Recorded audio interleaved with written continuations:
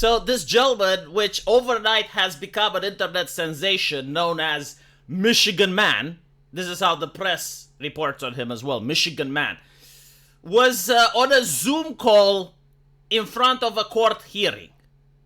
Now, you need to understand, especially in America, judges are very fickle creatures. It doesn't matter if it's a Zoom call or if it's real life. You need to appear in a suit. You need to appear presentable, and you need to appear on time, because otherwise the judge gets angry. You don't want to get the judge angry. And this is what this gentleman did. He didn't appear in a suit. He appeared in a t-shirt. But more than that, he was also not ready. He was not prepared. He was driving.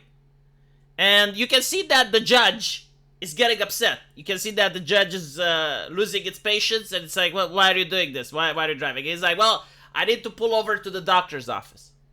That was his excuse. He needed to pull over to the doctor's office. The judge's like, okay, fine. You know, whatever. And he waits a little bit. And after the guy parks, the judge checks the records. And he finds out, oh, your license is suspended. Well, if your license is suspended and you are just driving, how can this be? And the man has no explanation for it. And the judge goes like, right, you're going to report yourself to the nearest police station and face jail time, or else consequences will never be the same. And the guy goes like, oh.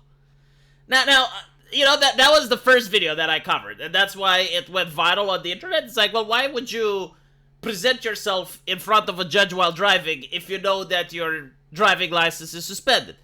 And my initial hypothesis was that A, he didn't know that the judge could check, or B, he has been driving for so long without a license that he doesn't even consider it a crime.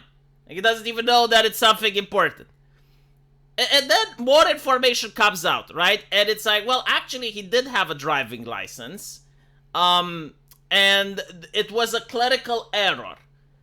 Right? So at this point, I make the correction, and I'm like, goodness gracious, like, imagine how it's like to be this guy, right? Like, the entire internet laughs at you, and over a clerical error. And this is what the guy even said. It's like, well, how am I going to face my church? How am I going to face my community now? Like, everyone laughed at me. And I'm like, well, yeah, if I was in his shoes, I would feel the same. Like, hey, it's pretty messed up. However, what I didn't understand at the time was like, well, why didn't you correct the error? Like, if the judge says you don't have a license, why couldn't you just take the license out of your wallet and say, Judge, I have it right here. Like, there must be some mistake. Right? Why didn't he do that?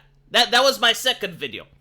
Apparently, more information comes to pass, and apparently that not only was his driving license actually suspended, so the second information is wrong, but he also had an arrest warrant on his name that was older than 9 years. And the thing is, like, yeah, like, the guy can't catch a break because they actually had to look into him. It's like, oh, there's a clerical error. So now they had to actually look into his name. And they uncovered stuff from 9 years ago.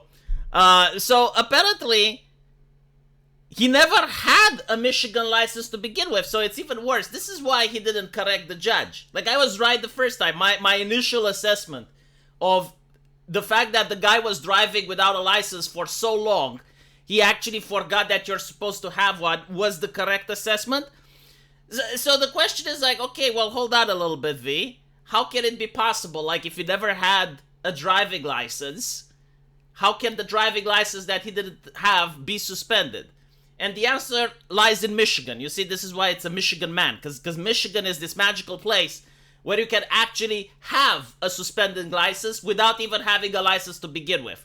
So the question is like, well, how does that work? Like, what, is the lawmaker stupid? No, like, the Michigan lawmaker is wise beyond belief. Basically, what the Michigan lawmaker is saying is that if you're caught driving without a license and you also do a traffic violation, so let's assume you're running over a red light and the cops catch you, and, you know, they will first suspend your license for driving over a red light, but when they want to suspend your license, they find out, oh shit, you actually don't have a license, okay? So they're going to press charges for the fact that you don't have a license. You're going to face the punishment for that. You're going to also face the punishment for running over a red light. And your license is now considered suspended, which means that even if you pass the driving test, like, even if you were to get a license, you can't do it until the suspension ends. Does that make any sense? Right? So, like, let's say the cops are suspending your license for, I don't know, like a couple of months, and in that time you would be able to get a license. Well, you can't. Right? You need to face the punishment. It needs to the punishment needs to expire before you can get a license again. And this is the situation of this gentleman, basically. Like, he didn't have a license. The police stopped him. They punished him. They suspended his license. And then it wasn't the court order that his license was suspended, but like when they looked deeper, they found out, oh, yeah, I mean, the license is suspended. Like, he never had the license to begin with. So now it's the third time. Third time's the charm, apparently. I'm curious if we're going to receive more information about this case in the future. Like, are we going to go for a fourth time? I think, like, the people associated with the courthouse were a little bit peeved. It's like, what did you mean we made a mistake, right? Because, like, no one wants to make a mistake and then be exposed to the public like this. Like, everyone is like, hold on a little bit. Chotomate intensifies. It's like, what is going on? Why did this happen? So they looked into it, and it turns out that, yeah, like, this guy got into a lot more beef than he was initially set up to get. Like initially, I think it was like a bond hearing or something. Like, if he wasn't driving, and if he would have just showed up in a suit, all of this would have been resolved, right? But because he didn't, and because he filmed himself while driving, then this whole thing started. Then they found out, oh wait, like, there's this past thing, like 9 years ago, he also had an arrest warrant, so now they're looking into that.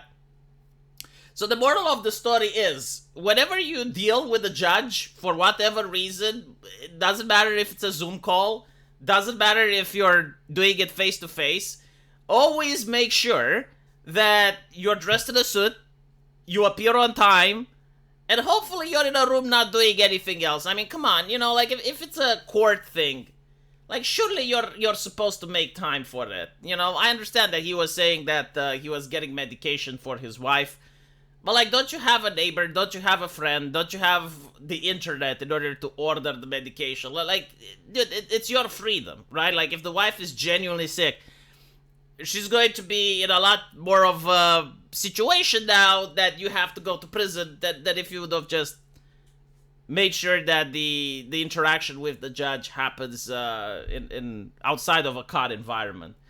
But anyway, right, I just wanted to give you guys this filler.